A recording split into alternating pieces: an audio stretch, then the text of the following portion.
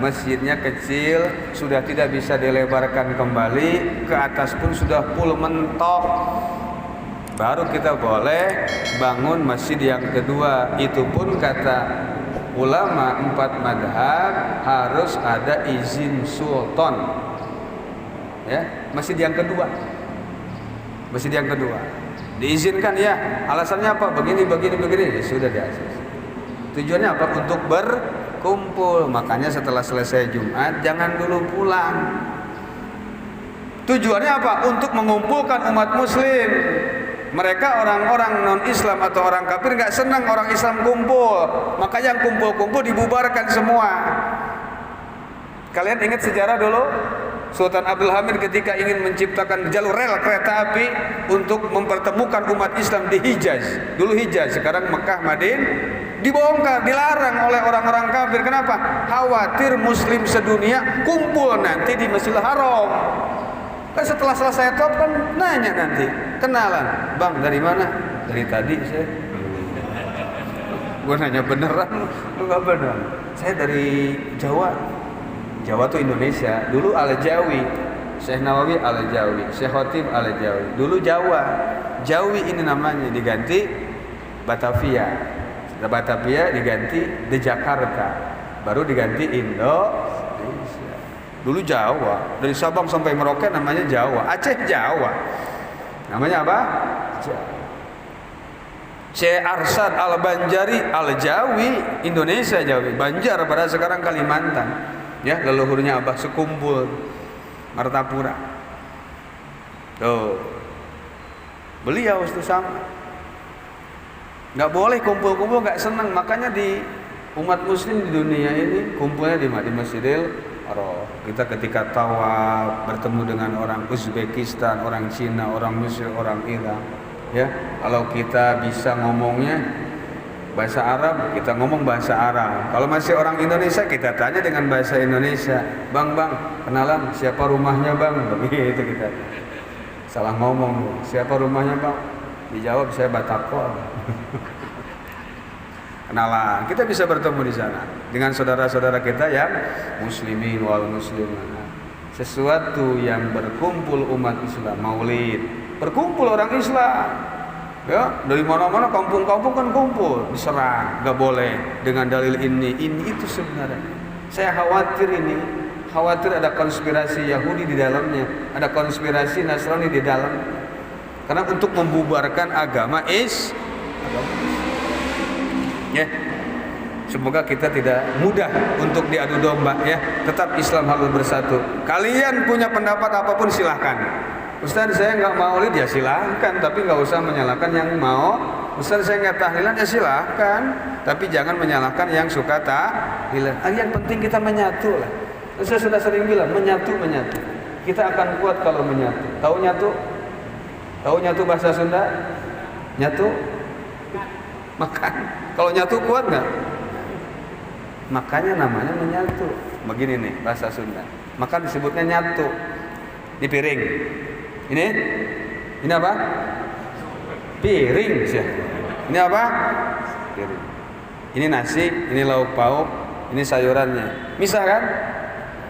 Ini kenasiin, lauk pauknya kenasiin. Bersatu semua. Nah, disatuin. Maka bahasa Sunda namanya nyatu. Karena begitu, lauk pauknya kedinasiin, atau nasinya jalan nih ke lauk pauk, jalan lagi ke kangkung, jalan lagi ke sambal. Satuin, namanya nyatu. Makanya Sunda bahasanya nyatu. Bahasa kasar ya. Kalau bahasa lembasnya apa? Madang, lebih parah madang. Jajablog ya. Lolodok kalau bahasa Bantennya. Tuang. Makanya apa tuh? Bukan mangan ya. Hah? Tuang. Kan saya ngomong Sunda. Bahasa Sunda. Itulah Indonesia ya. Apa tadi? Baik, raja'na ila ma bahasna. Kita kembali kepada yang sedang kita bahas. Satu, yang harus kita manut ke pemerintah apa tadi dalam hal apa? Idul Adha, Yang kedua apa? Salat Yang ketiga wal hajj. Dalam urusan haji. Ini harus manut sama pemerintah. Baik, saya kan harus waiting list, saya harus daftar tunggu. Baik, ini saya ceritakan kronologis. Anda mau nggak semua yang daftar tahun ini diberangkatkan sama pemerintah Indonesia? Saya bukan bela lagi pemerintah nih, ini keadaan di sana. Ketika kalian mendengar saudara kalian berangkat haji, kemudian maktabahnya, hotelnya jauh jaraknya sekitar 17 km ke Masjidil Haram, apa yang kalian katakan? Capek ya? Kok jauh ya saya bagian? Karena apa? Karena fasilitas di sana tidak mumpuni, dibatasi. Indonesia 1 tahun 200.000 saja ya, nggak boleh lebih. Cina sekian ratus ribu ya. Karena saya cuma bisa menampung 7 juta orang. Kenapa? Hotelnya di sana cuma cukup sekian. Orang Indonesia yang daftar bisa 250.000 1 tahun. Diberangkatin semua ke sana. Gak ada hotel. Kalian terlantar di Mekah mau? Kok pemerintah begini ya sama gua? Memang hotelnya kagak ada. Paham? Jangan ngotot. Kalian mau di sana terlantar, gak ada hotel? Kalau mau saya berangkatin nih. Saya berangkatin nih. Kayak Menteri Agama. Saya berangkatin nih.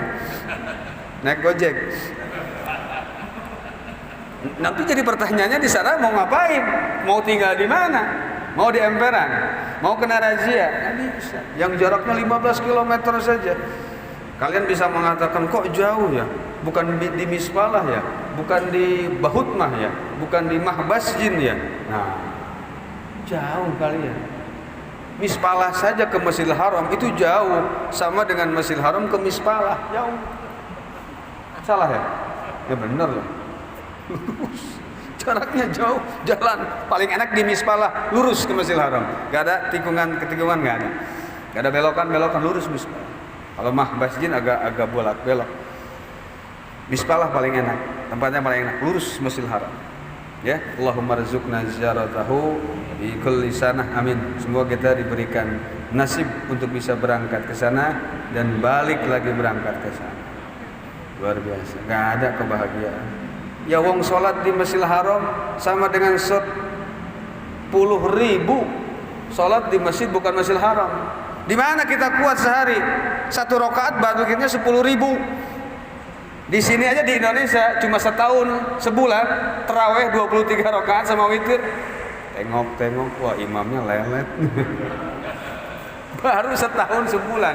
Di mana kita sanggup untuk sholat 10.000 rakaat dalam sehari? Di sana 40 juta, 45 lah. Yang reguler nih. Ada kelas dengan VVIP.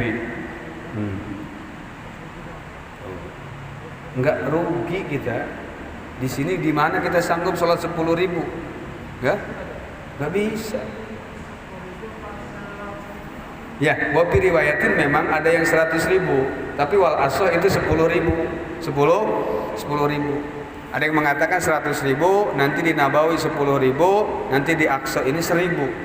Ya, di Aqsa 1.000. Sekarang di Aqsa sudah dalam penjagaan, tapi ada yang mengatakan di dalam kitab Nuzhatul Majalis, man zara aliman muhtasiban faka'annama zara baital muqaddas. Barang siapa yang berziarah menjumpai alim ulama yang masih hidup lillahi ta'ala, bukan karena usaha macet, bukan karena hutangnya banyak, tapi lillahi ta'ala, yai sowan silaturahmi. Pakaan nama zaro baital muqaddas, maka seperti berziarah ke baital muqaddas. Alim ulama, ya, alim ulama, ulamanya yang ulama, ulah laku manusia, bukan ulamanya yang usaha lahap dan makan, paham? Bukan yang nyari duit, tapi yang usahanya ulama apa? Ulah laku manusia, yang dipikirkannya ulah laku manusia, bukan dicarinya duit. Yang saya sudah bilang kemarin, ya, ulama itu banyak seperti air. Udah kan? Ada yang seperti air, mata air, sumberan air, dia nggak kemana-mana, diem aja. Tapi banyak warga yang bikin pipa, pralon, banyak saluran itu dialirkan kemana-mana, tapi dia nggak kemana-mana, tapi airnya banyak. Biasanya orang-orang kiai-kiai sepuh tuh yang sudah tidak berdakwah, ada lagi air itu seperti air hujan ulama itu, kemana-mana diturun, dakwah di sini, dakwah di sana, dakwah di sini turun hujan, di sini turun hujan, di sana, semua didakwahin. Itu berarti ulama seperti air hujan. Itu boleh semua, asal jangan seperti air pump, kagak dibayar, kagak keluar airnya. Paham maksud saya? Mana wani piro nggak usah. Ya, dosa kalian. Ya, kalau ngaji pengen dibayar dosa. Cuma ada yang lebih dosa, kiai ngaji kagak ada yang bayar.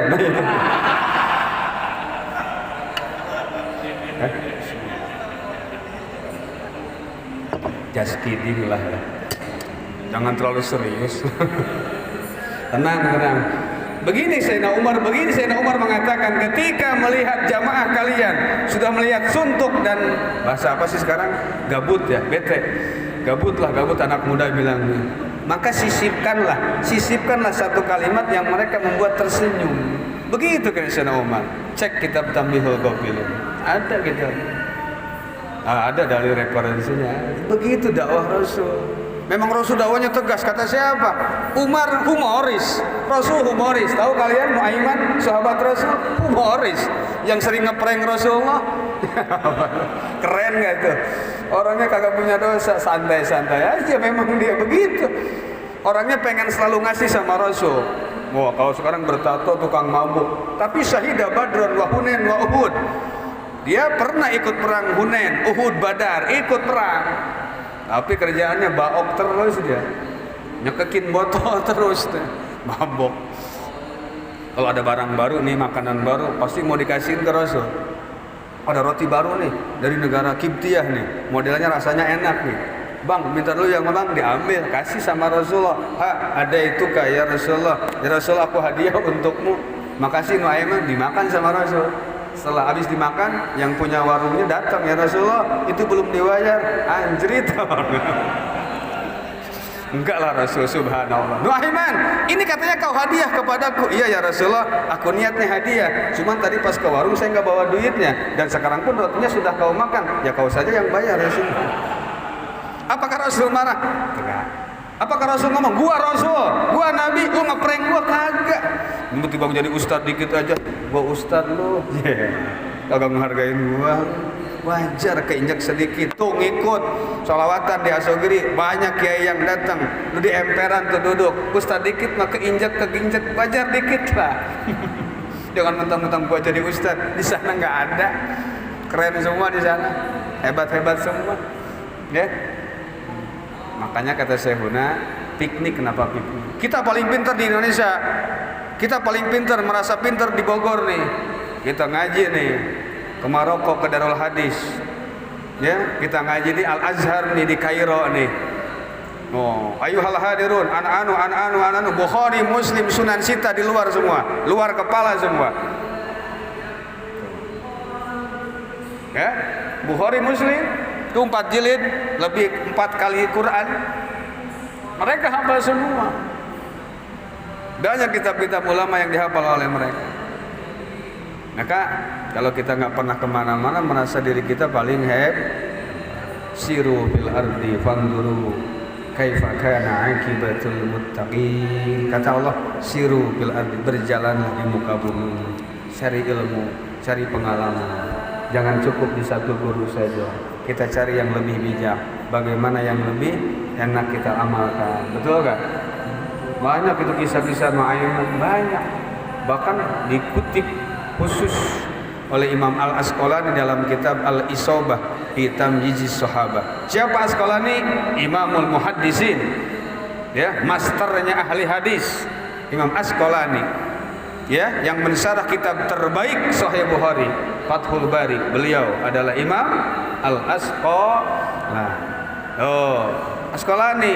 Asqalani punya murid Zakaria Ansor punya murid Ibnu Hajar Al-Haytami punya murid Abdul Aziz Al-Malibari punya murid namanya Imam Halabi punya murid ya namanya nanti di Syekh Rauf As-Singkili Aceh punya murid Syekh Muhi Pamijahan Tasikmalaya. Syekh Muhi Pamijahan punya murid lagi Mama siapa? Mama Adrai, Mama Gudang Garut punya murid lagi Mama Satibi Gentur, kemudian punya murid lagi Mama Warudoyong punya murid lagi guru saya punya murid lagi yang muridnya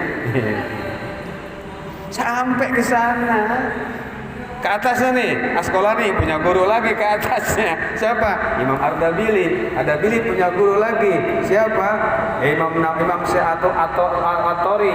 Asqalani punya guru Imam At-Tori. At-Tori punya guru Imam Nawawi. Nawawi punya guru Imam Ardabili. Ardabili punya Yahya bin Ma'in. Yahya bin Ma'in berguru ke Imam Ghazali, Imam Haromen, kemudian ke Imam Juwaini, Abu Bakar Kopal, Al-Anbati, Al-Buaiti, Asy-Syafi'i, Al-Maliki, Al-Hanafi, Abdullah bin Umar, baginda Rasulullah. Jadi sanadnya nyambung ke sana. Jadi saya ngomong gitu tuh bukan kata saya, kata guru saya, guru-guru saya sampailah ke Rasulullah. Begitu kalau ngaji, jangan di internet, jangan di YouTube. Dari mana? An YouTube, an 2 giga, an Telkomsel. Kuotanya habis, gurunya mati. Macam-macam saja. Ya, kita harus kopdar, kita harus musafahah. Ngaji seperti ini. Ngaji di YouTube dapat ilmu, tapi nggak dapat berkah. Gak ada tekanan atau hubungan mental dengan seorang guru.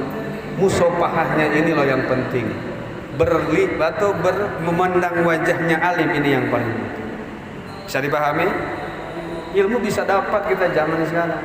Maka saya tidak setuju sekarang dengan pendapat mulutmu harimau, tapi sekarang apa? Jemarimu harimau. Sekarang udah begini semua, nggak ada yang ngomong. Begini semua, berarti sekarang peribahasanya ganti ya, jadi jemarimu harimau.